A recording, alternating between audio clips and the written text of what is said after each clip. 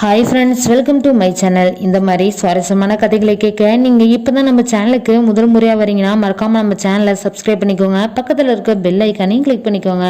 இவருடைய பேர் பார்த்தீங்கன்னா வாசு. இவருக்கு 28 வயது ஆகுது. இவர் 10வது வரைக்கும் தான் படிச்சிருக்கிறாரு. அதுக்கப்புறம் படிக்க வசதி இல்லாததுனால ஒரு டிரைவிங் வேலையை கற்றுக்கிட்டு அப்போதைக்கு லோன் போட்டு ஒரு ஆட்டோ ஒன்று வாங்கியிருக்கிறாரு. இவங்க வீட்டில் ஒரே ஒரு தங்கச்சி இருக்கிறாங்க.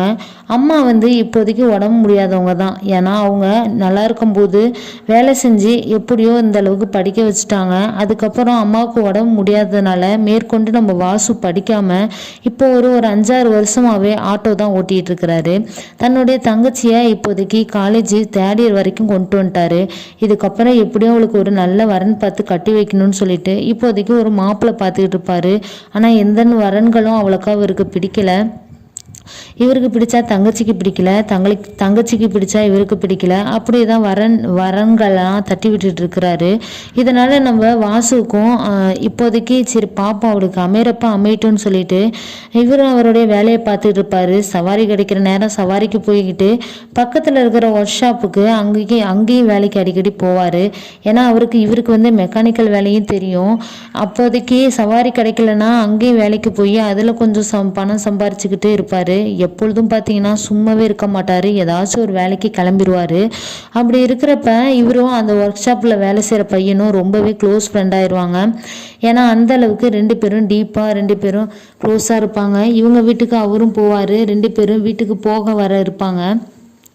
அவருடைய பேர் பார்த்தீங்கன்னா ராஜா. அந்த ராஜா அடிக்கடி நம்ம வாசு வீட்டுக்கு வருவாங்க. ஏன்னா இவருடைய தங்கச்சியை நம்ம ராஜாவுக்கு ரொம்பவே பிடிக்கும்.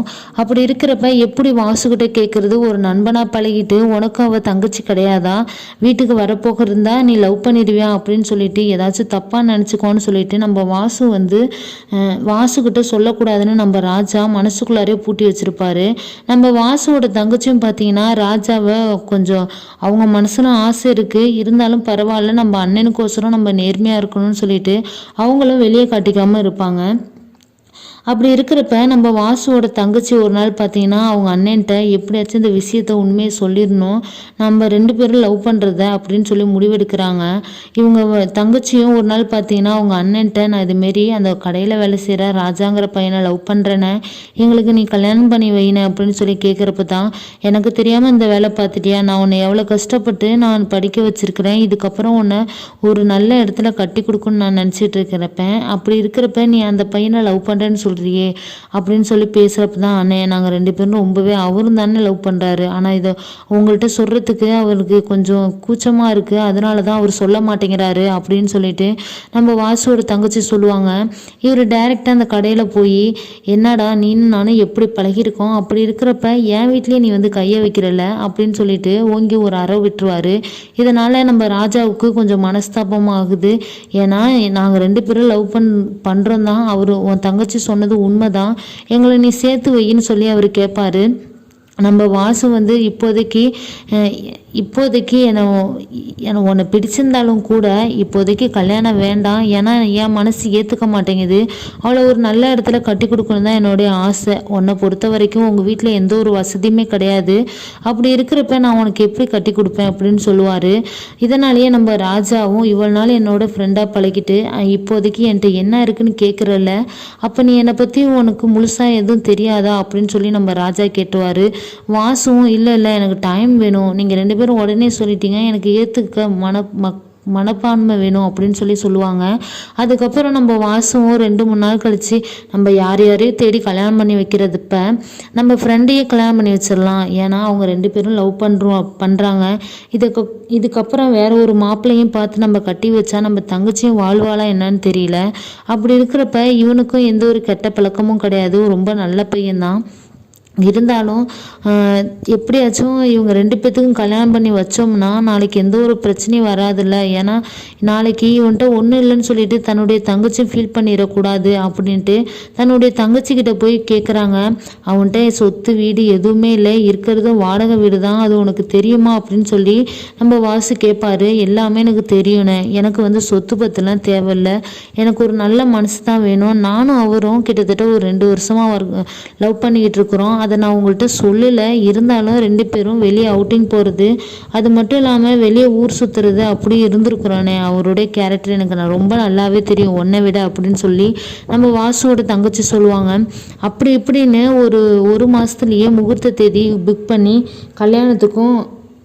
கல்யாணத்துக்கும் பார்த்தீங்கன்னா ரெடி பண்ணிடுவாங்க. ஆனால் நம்ம வாசுக்கு பொறுத்த வரைக்கும் கல்யாணத்துக்கு கொஞ்சம் பணம் பத்தாத காரணத்தினால கொஞ்சம் அங்கிட்டு இங்கிட்டு இன்னும் ஒரு 3 லட்ச ரூபா கடனை வாங்கி அப்படி இப்படின்னு கல்யாணத்தை பண்ணி முடிச்சிருவாரு. அதுக்கப்புறம் பார்த்தீங்கன்னா நம்ம வாசுவோட ஃப்ரெண்டு ராஜா இருக்காருல்ல, அவர் வந்து இப்போதைக்கு நீ கடையை பார்த்துக்கோ, நாங்கள் ஒரு மாதம் வெளியூருக்கு சுற்றி பார்த்துட்டு வரோம், ஹனிமூனுக்கு போயிட்டு வரோன்னு சொல்லிட்டு இவங்க 2 பேரும் பார்த்தீங்கன்னா ஹனிமூனுக்கு கிளம்பிடுவாங்க. நம்ம வாசு தான் அந்த கடையை பார்த்து ரன் பண்ணிகிட்டு இருப்பாங்க. அதுக்கப்புறம் பார்த்தீங்கன்னா கடையில் இருக்கிற ஒவ்வொரு பொருட்களும் கொஞ்சம் கொஞ்சமாக எல்லாமே செலவாக ஆரம்பிக்குது. ஏன்னா ஒவ்வொன்றும் டேமேஜ் ஆகுறதுனால கடையில் இருக்க வருமானத்தை எடுத்து தான் இந்த எல்லாமே வாங்குவார். அதை வாங்கின பிறகு இவர் எப்படியும் கணக்கு காட்டுவார். அதை ஆனால் நம்ம ராஜா வந்து கணக்கில் எடுத்துக்க மாட்டார். ஏன்னா இதெல்லாம் நீ வாங்கினாலும் கூட நீ என்கிட்ட ஒரு வார்த்தை சொல்லியிருக்கணும்ல, எல்லா பொருட்களையும் எப்படி அதுக்காட்டியும் தீரும், அப்படி இருக்கிறப்ப நீ எப்படி எல்லா பொருட்களையும் மிஸ் பண்ணுற அளவுக்கு போன அப்படின்னு கேட்குறாரு. நான் கடையை ஒரு நாள் பார்த்தீங்கன்னா திறந்து வச்சுட்டு போயிட்டேன். அப்போ பார்த்தீங்கன்னா ஒரு இரும்பு பொறுக்குவார்ல ஒரு ஐயா வந்தார். அவர் வந்து என்கிட்ட பேசிக்கிட்டு இருந்தார். இப்போதைக்கு நாங்கிட்ட ஒரு கோயில் ஏதாச்சும் இருந்தால் சொல்லுப்பா, நாங்கள் போய் படுக்கணும் அப்படின்னு சொல்லுவார். அவர் வந்தது கூட நான் கொஞ்சம் பாவம் நினச்சி அவருக்கு ஒரு 100 ரூபா சாப்பாடு வாங்குறதுக்கு கூட கொடுத்தேன். ஆனால் அவர் வந்து கடையில் இருந்த எல்லா பொருட்களையுமே நான் கொஞ்சம் அசந்த நேரமாக பார்த்து எடுத்துகிட்டு போயிட்டாரு. அதையும் எடுத்துகிட்டு போய் எங்கே போட்டாருன்னு தெரில. நானும் எல்லா இடத்துலையும் தேடி பார்த்தேன், ஆட்களும் அவர் கிடைக்கவே இல்லை. ஒரு வயசானவர் தான் இந்த வேலையை பார்த்துட்டு போயிட்டாரு. இப்போதைக்கு நான் உன்கிட்ட எப்படி சொல்கிறதுன்னு தெரியல, அதனால தான் இந்த பொருளை போட்டேன் அந்த பொருளை போட்டேன்னு சொல்லி உன்கிட்ட நான் பொய் சொல்லிக்கிட்டு இருக்கிறேன் அப்படின்னு நம்ம வாசு சொல்லுவார். இதனால் நம்ம ராஜா உண்மையை சொல்லணும் தானே, இதில் என்ன இருக்குது, எப்படியும் கடைக்களை இப்படி திறந்து போட்டு போகக்கூடாது, ஏன்னா இரும்பு பொருட்கள் இருக்குது, அதை எடுத்துகிட்டு போய் திருடிட்டு போய் அவங்க விற்கிற நிலைமைக்கு உண்டாகிரும். அதனால எங்கே போனாலுமே கடையை வந்து நீ க்ளோஸ் பண்ணிட்டு தான் போயிருக்கணும். அப்படி இருக்கிறப்ப இதுமாரி ஆயிடுச்சுன்னா நான் விடு பரவாயில்ல பார்த்துக்கலாம் அப்படின்னு சொல்லிடுவார். அப்படி இப்படின்னு பார்த்தீங்கன்னா நம்ம வாசுவோட தங்கச்சியும் ப்ரெக்னென்ட் ஆயிடுவாங்க. அப்புறம் பார்த்தீங்கன்னா வளகாப்புன்னு சொல்லிட்டு நம்ம வாசு அதுக்கு கொஞ்சம் செலவு பண்ணி எப்படியும் தங்கச்சிக்கு வந்து ஒரு கையில் வந்து வளையல் போட்டுடணும், தங்க வளையல்னு சொல்லிட்டு அதுக்கு கொஞ்சம் கடை வாங்கி ஒரு தங்க வளையல் போட்டு சிறப்பாக வளைகாப்பும் பண்ணி முடிச்சிருவார். இதுக்கப்புறம் பார்த்தீங்கன்னா ஒரு 10 மாதத்தில் ஒரு அழகான ஆண் குழந்தையும் பிறந்துடுது. வாழ்க்கை நல்ல முறையில் தான் ஓடிட்டு இருக்கு. அப்படி இருக்கிறப்ப நம்ம வாசுவோட தங்கச்சியும் அவருடைய கணவரும் ஒரு கோயிலுக்கு அவங்க ஃபேமிலியோட ஒன்றா தான் ஒரு காரில் போயிருக்கிறாங்க. திடீர்னு பார்த்தீங்கன்னா ஒரு நாள் ஒரு ஃபோன் கால் வாசுக்கு வருது, ஆக்சிடெண்ட் ஆயிடுச்சுன்னு சொல்லி. அதில் வந்து பார்த்தீங்கன்னா எல்லாமே அந்த ஸ்பாட் அவுட் ஆகிட்டாங்க. ஒரே ஒரு பையன் மட்டும்தான் அவனும் சீரியஸாக இருக்கான்னு சொல்லி ஒரு ஃபோன் கால் வருது. இதனால் நம்ம வாசு அலறி அடிச்சுக்கிட்டு ஹாஸ்பிட்டலுக்கு போய் பார்க்குறாங்க.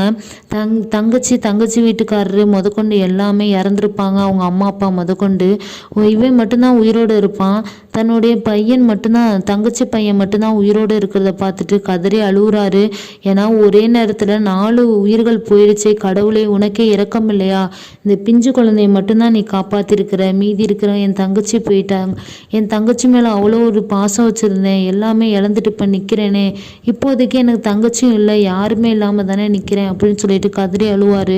இப்போதைக்கு தங்கச்சி பையன் மட்டும்தான் இருக்கிறான் அப்படின்னு சொல்லி அவனை ஒரு சின்ன வயசுலேருந்தே ரொம்ப அக்கறையாக பார்த்து வளர்ப்பார்.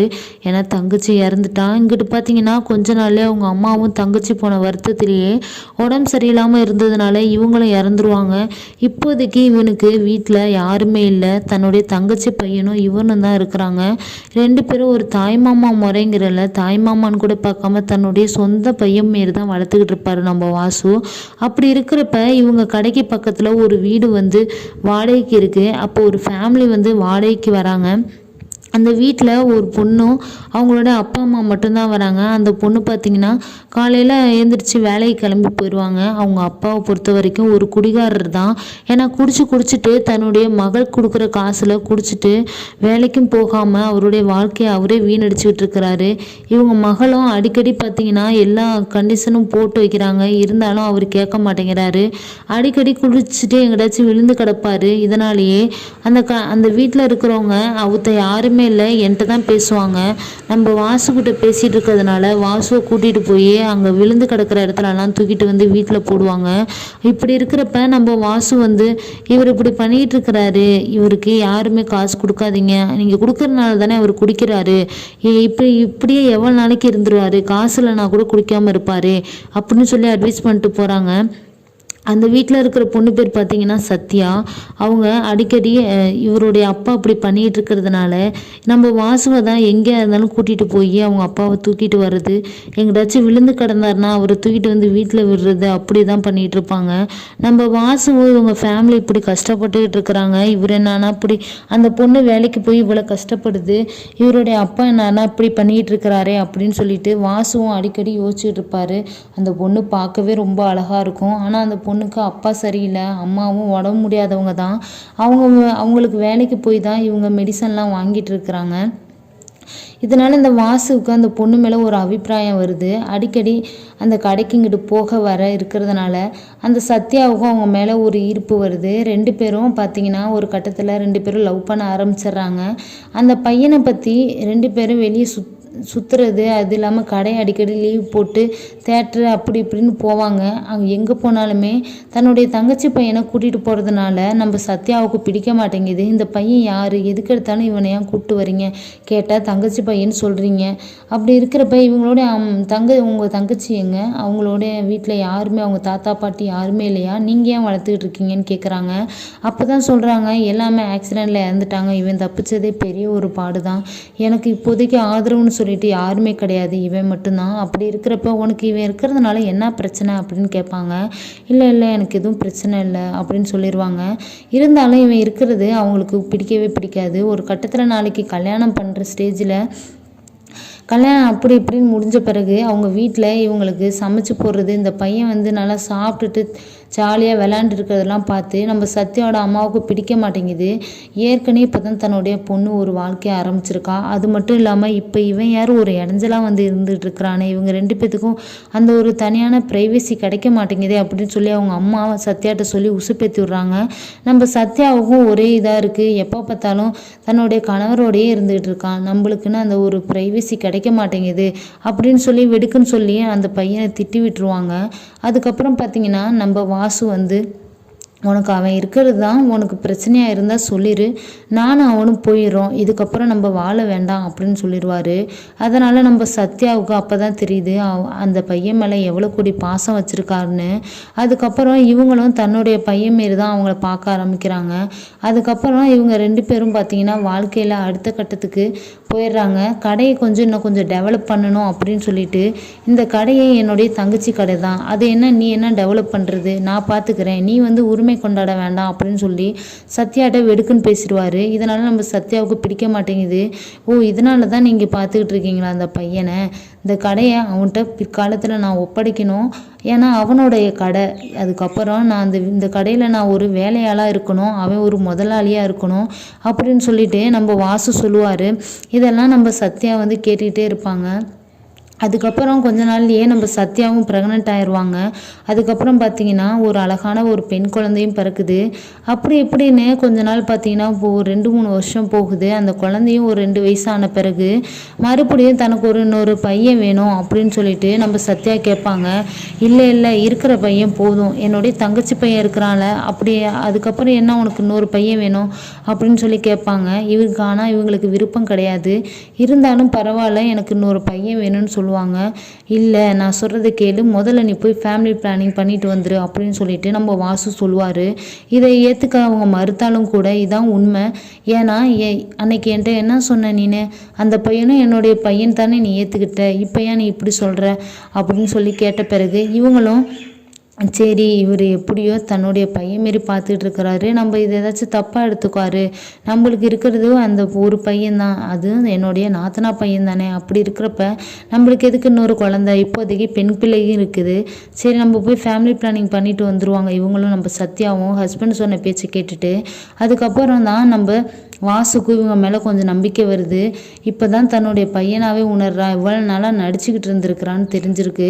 அதுக்கப்புறம் பார்த்தீங்கன்னா 2 பேரும் தன்னுடைய வாழ்க்கையை கொஞ்சம் நல்ல முறையில் வாழ ஆரம்பிக்கிறாங்க. இந்த கதை பிடிச்சிருந்துச்சு அப்படின்னா லைக் பண்ணுங்கள். கீழே இருக்கிற கமெண்ட் பாக்ஸில் கமெண்ட் பண்ணுங்கள். தேங்க்ஸ் ஃபார் வாட்சிங்.